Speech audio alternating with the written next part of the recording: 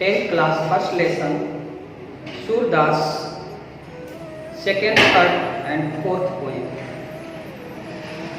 Second poem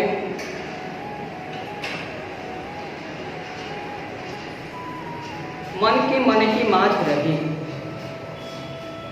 गोपियां उद्धव से कहती हैं, हे उद्धव, श्री कृष्ण जब जाने लगे तो पुनः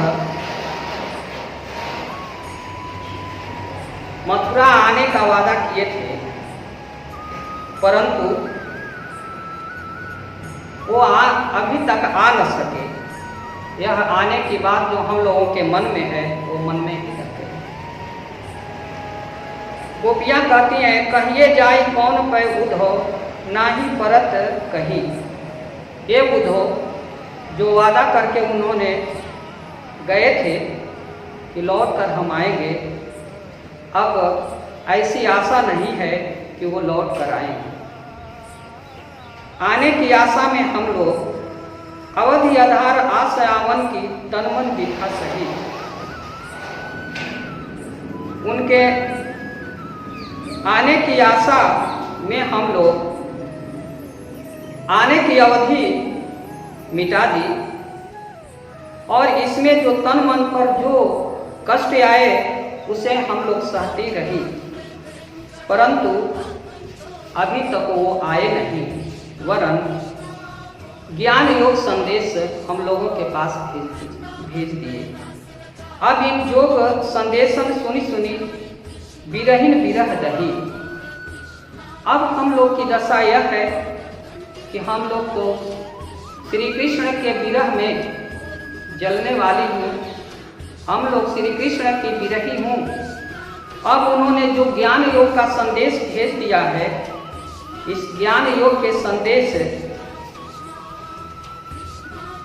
में हम लोग जल रहे हैं।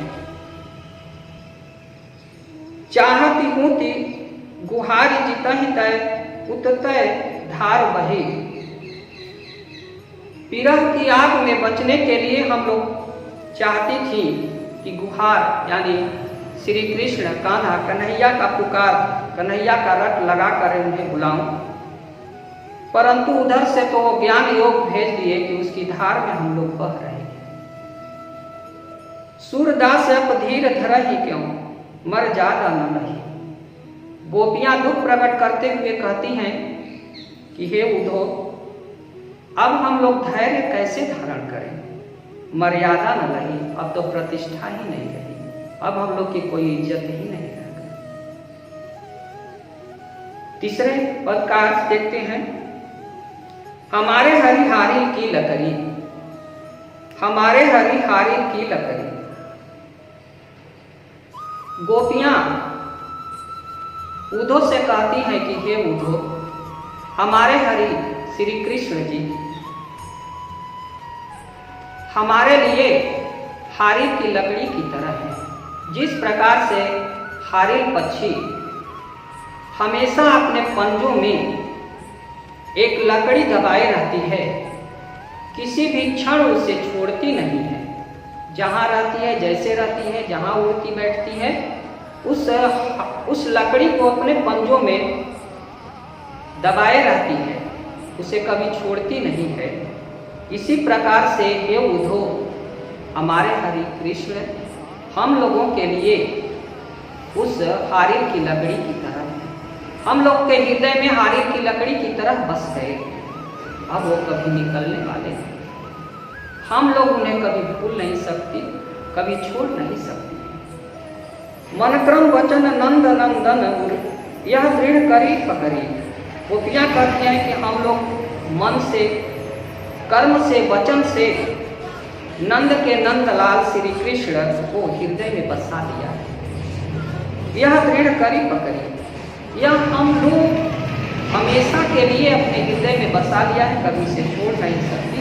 जैसे कि हारिल पक्षी कभी भी अपनी लकड़ी को छोड़ नहीं सकती, अर्थात श्री कृष्ण गोपियों के हृदय में हारिल पक्षी की तरह बस गए हैं और गोपियां उन्हें कस करके अपने हृदय में पकड़ ली, कभी छोड़ नहीं सकती, कभी भूल नहीं सकती। जागत सोवत स्वप्न दिवस निशी कान्ह कान्ह जगई। गोपियाँ कहती हैं कि जागती अवस्था में, सोते अवस्था में, स्वप्न में, दिन में और रात में, दिवस दिन में, निशी रात में, दिन और रात किसी घड़ी में हम लोग कान्ह कान्ह जगई। कान्ह कान्ह कन्हैया कन्हैया कान्हा कान्हा श्री कृष्ण कह करके पुकारती रहती है। कन्हैया के नाम से हम लोग उन्हें अपने हृदय में बसा लिया है। सुनत जोग लागत है ऐसो ज्यों करुई का करी। हे उद्धव, जो उन्होंने ज्ञान योग का संदेश आपके माध्यम से आपके द्वारा भेजा है, वह ज्ञान योग हम लोगों को उनकी वियोग में, उनकी याद में ऐसा लग रहा है जैसे कड़ुई ककड़ी, जैसे कड़ुई ककड़ी खाने में लगती है, उसी प्रकार से यह ज्ञान योग सुन करके हम लोग को कड़ुई ककड़ी की तरह लग रहा है, इसे जरा भी पसंद नहीं। अर्थात गोपियाँ उद्धव के ज्ञान संदेश को जरा भी अपनाती नहीं, सुनती नहीं, उन्हें कड़वी ककड़ी कह करके उन्हें विसार देती है, छोड़ देती है। सुनत जोग लागत है ऐसो ज्यों कड़वी ककड़ी। ये उद्धव आपका ज्ञान योग सुन करके ऐसा लगता है जैसे कड़वी ककड़ी। सूतो व्याधि हमको लय आए, सूतो व्याधि हमको लय आए, देख सुनी न करी। हे उद्धव, श्री कृष्ण ने आपके द्वारा हम लोगों के पास एक ऐसा रोग व्याधि, एक ऐसा रोग भेज दिया है। आपने हम लोगों को एक ऐसा रोग ला दिया है जिसे हम लोगों ने कभी न सुना न देखा। यह ज्ञान योग एक अनभिज्ञ रोग हम लोगों के लिए। यह तो सूरत नहीं लय सौंपो जिनके मन चकरी। सूरदास जी लिखते हैं कि गोपियाँ कहती हैं कि हे उद्धव, यह ज्ञान योग उन लोगों को दीजिए जिनका मन स्थिर नहीं है, जिनका मन कभी अस्थाई नहीं रहता है। हम लोग का तो मन हमेशा श्री कृष्ण पर ही स्थिर है, श्री कृष्ण के प्रेम में ही अस्थाई रहता है। इसलिए यह ज्ञान योग और ये नई व्याधि उन लोगों को दीजिए जिनका मन इस दुनिया में स्थित नहीं है, अस्थाई नहीं है उनके लिए। देखते हैं चौथे पद का अर्थ। चौथे पद में गोपियाँ उद्धव से कहती हैं, हरि है राजनीत, हरि है राजनीत पढ़ियाए। ये उद्धव हरि भी राजनीति पढ़ लिए हैं, अब वे प्रेम की बात नहीं राजनीति की बात करते हैं। समुझी बात कहत मधुकर के समाचार अब पाए। आपने जो समझाया बुझाया और जो उन्होंने समाचार भेजा है उससे यह हमें ज्ञात हो गया है कि अब वे प्रेम की बात नहीं जानते, वे राजनीति की बात जानते हैं। हमारे हरि श्री कृष्ण अब प्रेम की बात नहीं राजनीति की बात करते हैं, वे राजनीति पढ़ लिए। इकरति चतुर होते पहले ही अब गुरु ग्रंथ पढ़ाए। अब तो वो हम लोग को गुरु ग्रंथ पढ़ाने लगे हैं। बड़ी बुद्धि जानी जो उनकी जोग संदेश पठाए। पहले तो उनकी बुद्धि प्रेम हम लोगों को मिलती थी, लेकिन आज वे हम लोग के जीवन में ज्ञान योग का संदेश भेजे हैं। वो जानते हैं कि गोपियाँ उनकी विरही हैं, उनके प्रेम की भूखी प्यासी हैं।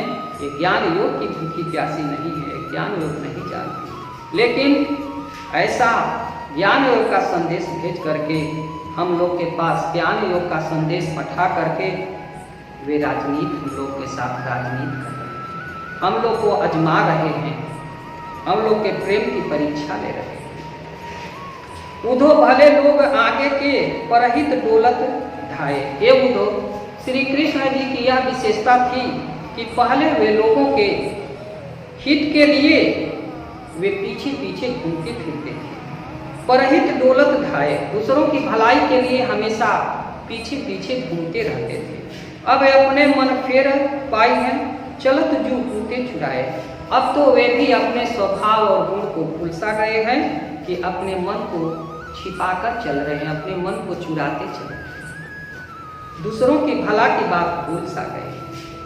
ते को अनित करे आपन जे और अनित छुड़ाए, जो अपना हित करके, अपना अनित करके, अपने कष्ट सह करके दूसरों के कष्ट का हरण करते थे, दूसरों के कष्ट को दूर करते थे, वे अब इस नीति को भूल गए हैं, इस स्वभाव को भूल गए। ते क्यों अनित करे आपन जे और अनित छुड़ाए। राजधर्म तो यह है सुर जो प्रजा न जाहि सताए।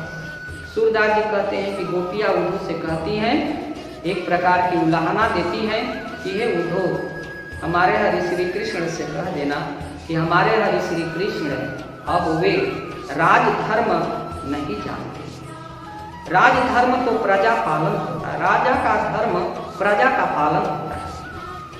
अब वे प्रजा पालन का गुण छोड़ दिए हैं, जो प्रजा न जही सताए।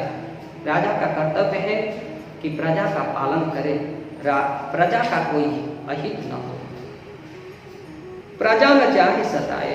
और आज वे हम लोग के भला की बात भूल गए। उनसे कहिए कि वो राजधर्म चाहे। मैंने आप लोगों को प्रथम पाठ सूरदास के पदों में पद दूसरा, तीसरा और चौथे का व्याख्या किया। इसमें आप लोग को जो भी संदेह होगा, जो भी डाउट होगा, जो भी सस्पिशन होगा, जो भी समस्याएं होंगी, आप लोग स्कूल के द्वारा दिए गए स्कूल के व्हाट्सएप पर नंबर पर आप मैसेज कर दीजिएगा, फिर इन समस्याओं का हम निदान करेंगे। धन्यवाद। Like, share and comments. Please subscribe to this channel and also press the bell icon for further notification. Thank you.